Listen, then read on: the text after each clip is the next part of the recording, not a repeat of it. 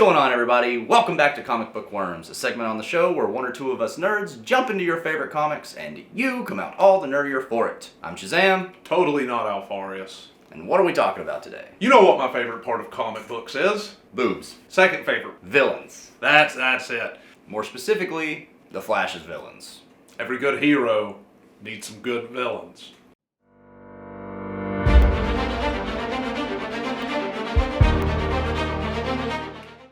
So, we here on the channel are huge fans of superheroes, to say the least.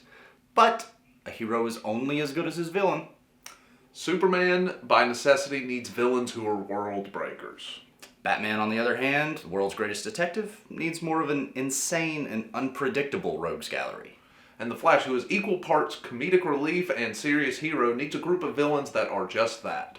Here's our first video in our new series highlighting superheroes' rogues gallery. Starting off with one of our faves, the Flash. What better place to start than the Flash? I mean, the group is literally called the Rogues.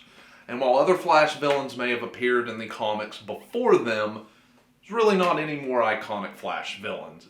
That's right. The Rogues first appeared as a team in the Flash number 155 in 1965, when Captain Cold, Heatwave, Captain Boomerang, the Top, Mirror Master, and the Pied Piper all break out of Iron Heights on the same day, just wreaking havoc over Central City.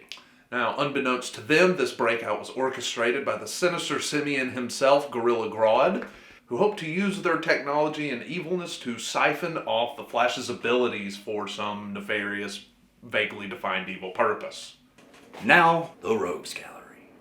In most, if not all, iterations of the Rogues, they are headed by Leonard Snart, aka Captain Cold, best known for his cold gun, not freeze ray, and generally just being henpecked. And where there is cold, there is Heatwave, known for his pyromania, his asbestos-lined fireproof suit, and his heat gun that can reach temperatures hot enough to melt the Flash's boots. If cold is Celsius, Heatwave is Fahrenheit.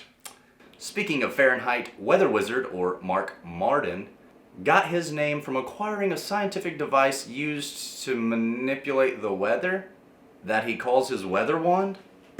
Up next is Digger Harkness, aka Captain Boomerang. He was originally a children's toy mascot in Australia before deciding that for a foul-mouthed Aussie like him, life of crime would be much more profitable. He has a wide-ranging and varied arsenal, including boomerangs. And boomerangs. Now from toy mascot to toy aficionado, James Jesse, better known as the Trickster, grew up as a carny and is best known for his prankster-themed toy weapons and, most importantly, his anti-gravity boots that he uses to evade the Flash on various occasions. And from toy aficionado, we're going straight into a living embodiment of a simple children's toy, the Top. That's right, the Top. His powers include spinning around really fast, using exploding tops, and causing vertigo in people because he spins really fast.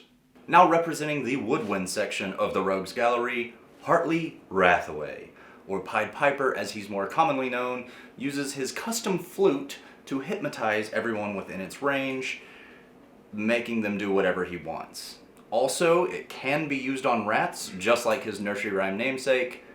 The more you know. Before we pause and reflect, Mirror Master. Arguably one of the strangest ideas for a villain and power set, although obviously very original. The Mirror Master utilizes a mirror gun that he shoots mirrors out of and can then escape into an alternate universe that is inhabited solely by mirrors. What?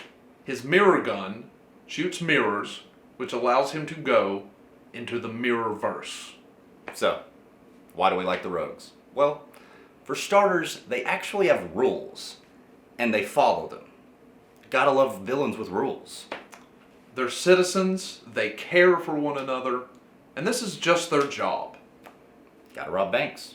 At the end of the day, they just want to unwind at the bar with no name, sit back, and have a nice, tall brewski. They also just kind of seem like jokes. Like, They're not all messed up in the head. You wouldn't actually mind rooting for one of these guys to come out on top. Like, if you like the Joker as a character, that's cool. But if you find yourself actually rooting for him at the end to succeed, it's a little messed up. Whereas if Captain Cold gets out of the bank with the 2 sackfuls of money, or Heatwave melts the Flash's boots and he gets stuck to the sidewalk, it's all in good fun because you know no one's in any legitimate danger. yeah, they just have a nice moral compass. Honor amongst thieves. Gotta love them. They're human. They're fallible. You think they could actually beat the Flash? No, I don't think they think they could beat the Flash. At most, what? An inconvenience? Yeah, they just have real wacky weapons and like an air of tomfoolery about An them. air of tomfoolery. Business rivals, at the very most. Flash is a super fun comic to read. I highly recommend it. Great superhero, great villains. They're a nice lively addition to the dark DC. Oh, yes. Yeah, Great contrast to Batman. great. Be sure to give us a like and subscribe down below. Here's a video you guys might like. Here's one YouTube recommends. Bye.